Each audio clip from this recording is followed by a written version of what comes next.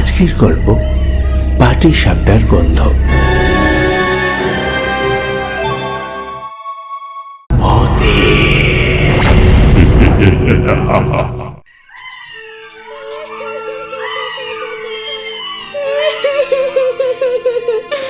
কি রে টুনটুনি, তুই এখনো খাবার খাস নাই?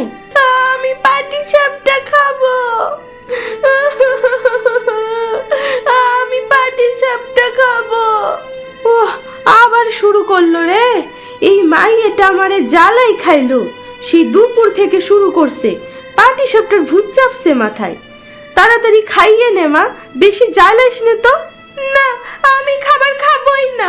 পাটি সাপটা না দিলে আমি কিছুই খাবো না। আরে কপাল রে আমার, পাটি সাপটা কি আর যখন তখন করা যায়? বানানো কত ঝামেলা, তার উপর আবার কত খরচ। চালের গুঁড়ো লাগবে, সঙ্গে দুধ, খেজুর গুড়, পুর দেওয়ার জন্য আবার ক্ষীর। এত টাকা পয়সা কোথায় পাবো বলতো? তোর বাবার কি আর অনেক টাকা পয়সা আছে? হকারি মাল বেচছে কোনো রকমে সংসারটা চলে। দুই বেলা দুইটা ভাতের জোগাড় করাই মুশকিল, তার উপর আবার পাটি সাপটা খাবে। না না না না না না, আমি পাটি সাপটাই খাবো। তাইলে থাক না খাইয়ে, আমার কিছু করার নাই, না খাইয়েই শোগে। না না না, আমার পাটি সাপটা লাগবেই। পাটি সাপটা বানিয়ে না দিলে আমি কিছুই খাবো না। সময়টা মাঘ মাস, শীতের একেবারে শেষের দিক। পৌষ পার্বণেই অধিকাংশ লোকেরা পিঠে পুলি খায়, খেয়েওছে সবাই, কিন্তু টুনটুনি খেতে পারেনি এখনো। আশেপাশের বাড়ির লোকেরা পিঠে বানিয়েছে, সেটা সে দেখেছে। তার মনেও পিঠে খাওয়ার ইচ্ছে জেগেছে, তাই তার মায়ের কাছে পাটি সাপটা খাবার জন্য বেশ কয়েকদিন ধরেই জেদ করছে। অত্যন্ত দরিদ্র পরিবারের মেয়ে এই টুনটুনি। বাবা রাস্তায় ঘুরে ঘুরে হরেক মাল বিক্রি করে, প্রতিদিন ঠিকঠাক মতো বিক্রি হয়ও না। দুবেলা পেট ভরে ভাত খাওয়াই যাদের কাছে বিলাসিতা, সেখানে পাটি সাপটা পিঠে তারা কেমন করে খাবে? টুনটুনি, এই টুনটুনি, টুনটুনি মা। বাবা বাবা, কি হয়েছে রে মা, কাঁদিস কেন? তোমার মেয়ে পাটি সাপটা খাবে, জেদ শুরু করছে, ভাত খাবে না। আমি পাটি সাপটা খাবো। ও তাই? ও আচ্ছা, ঠিক আছে ঠিক আছে, কালকে ওর একটু পাটি সাপটা বানাই দিও তো। যা যা লাগবে আমি কালকে সকালে সব তোমার এনে দেব। এ কি মজা, কালকে পাটি সাপটা খাবো। নে, এইবার খুশি তো? এইবার ভাত খা। টুনটুনির যেন আর আনন্দে ধরছে না, একেবারে আত্মহারা হয়ে গেছে। কালকে পাটি সাপটা করা হবে এই কথা শুনে সে এবার ভাত খেলো।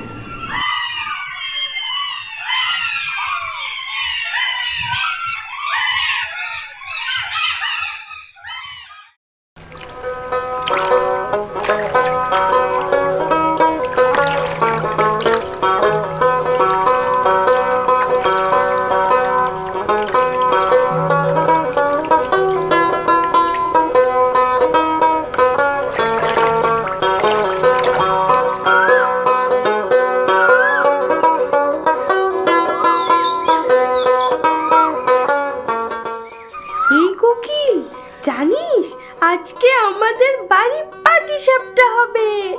তুই খেতে আসবি কিন্তু, আমি তোকে দুটো পাটি সাপটা দেব।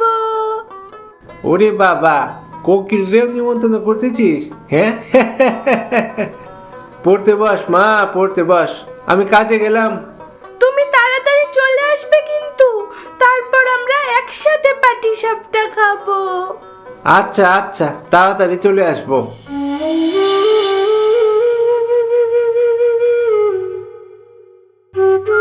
সেদিন সারাদিন টুনটুনি বেশ আনন্দে ছিল, স্কুলেও যায়নি। তাদের বাড়ি একটা খালের পাড়ে। এখানে বাড়ি ঘর অনেক কম, দু একটা দেখা যায়। গ্রামের ভিতর জায়গার দাম অনেক বেশি, তারা কিনতে পারবে না, তাই গ্রামের শেষ প্রান্তে এই জায়গা নিয়েছে তারা। এখানে শিয়ালের খুব উৎপাত। দিনে দুপুরেও বাড়ির উপর শিয়াল ঘোরাঘুরি করতে দেখা যায়। দরজা খোলা থাকলে ঘরের ভিতর ঢুকে খাবারও খেয়ে নেয়, তাই খুব সাবধানে থাকতে হয়।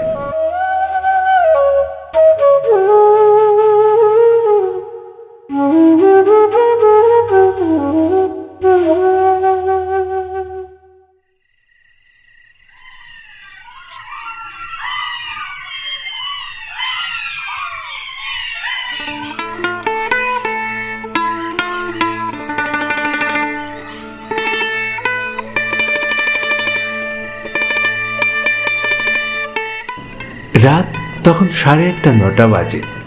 টুনটুনির মা পিঠে বানাচ্ছে, পাটি সাপটা পিঠে। টুনটুনি পাশে বসে আনন্দ করে দেখছে সেটা। এই এলাকায় রাত 8:30-9টা মানে রাত 12টার সমান। একেবারে নিঝুম, দূরে দূরে ঘর। এই কারণে কোনো মানুষজনের শব্দ পাওয়া যায় না এখানে, শুধু শিয়ালের ডাক।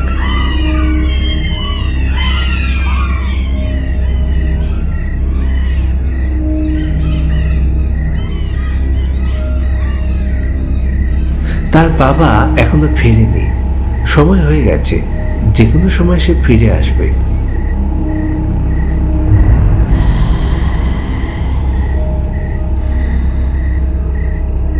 পাটি সাপটার গন্ধে আশেপাশের এলাকা একেবারে ভরে গেছে। বাতাসের সাথে অনেক দূর পর্যন্ত ছড়িয়ে গেছে এই গন্ধ।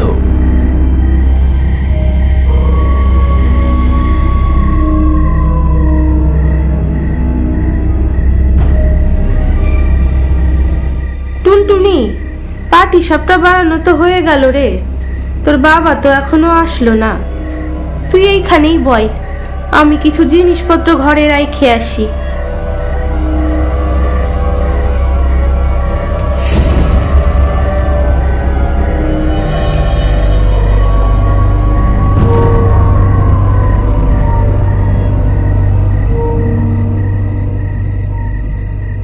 আরে বাবা এসে গেছে, কি মজা! মা, বাবা এসে গেছে।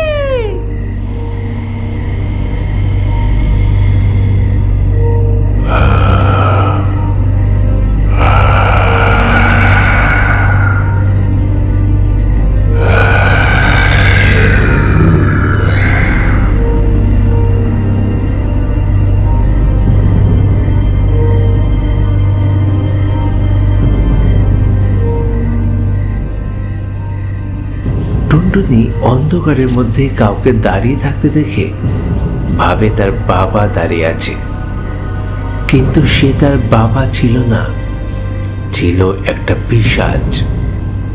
পাটি সাপটার গন্ধ পেয়ে তাদের বাড়িতে এসেছে। খালের পাড়ে বাড়ি, পাশেই জঙ্গল। এখানে রাত বিরেতে তেনাদের আনাগোনা হয়, এটা তারা জানে। তবে এতদিন বাড়িতে কখনো আসেনি, আজকে বাড়িতে এলো।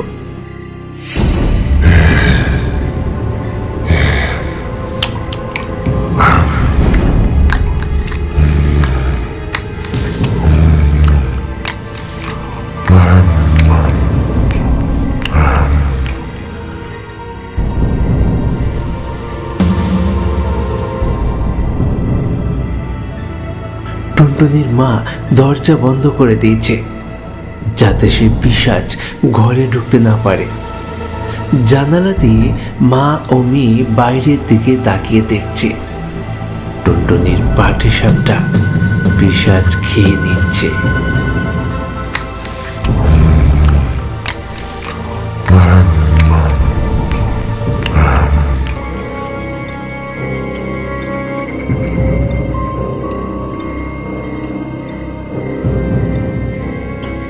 টুনটুনি, মা টুনটু,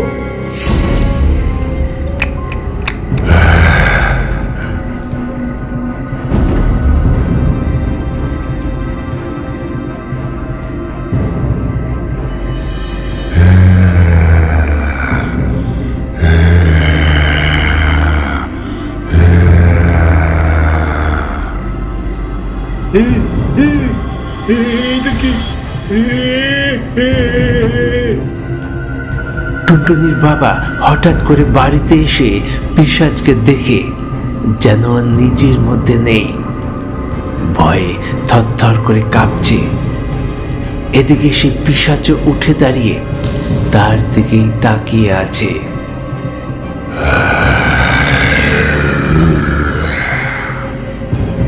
ওরে বাবারে, ওরে বাবারে, এই তো পিশাচ, পিশাচ, পিশাচ, পিশাচ।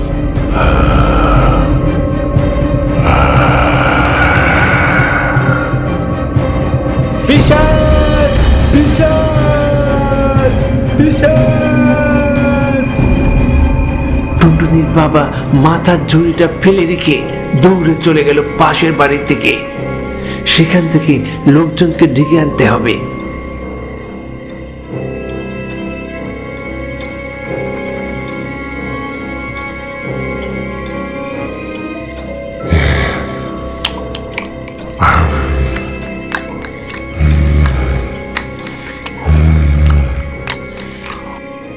কি পিশাচ?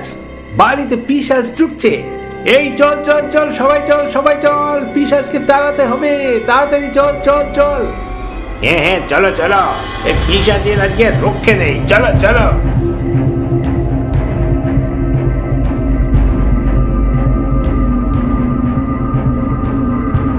আশেপাশের বাড়ির লোকজনকে ডাকলে সবাই হু হু করে ছুটে আসে।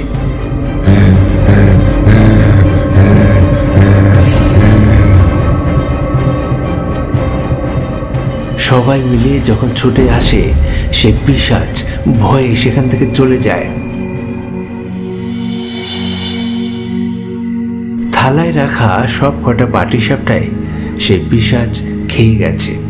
এদিকে লোকজনকে দেখে টুনটুনি ও তার মা বাইরে বেরিয়ে আসে। কি গো, তুমি ঠিক আছো তো?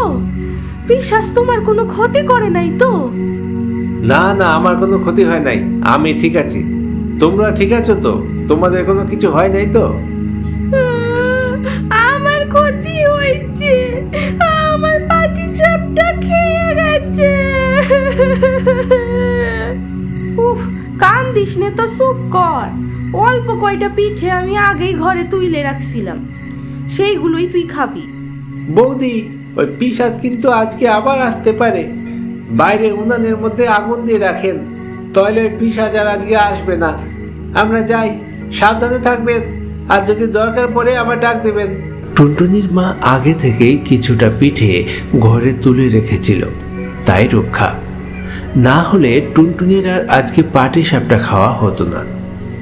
আজকের মতো গল্প এখানে শেষ করছি। পরবর্তী গল্প নিয়ে ফিরছি খুব তাড়াতাড়ি। প্লিজ সঙ্গে থাকুন, ভালো থাকুন আর দেখতে থাকুন আমাদের গল্প। ধন্যবাদ।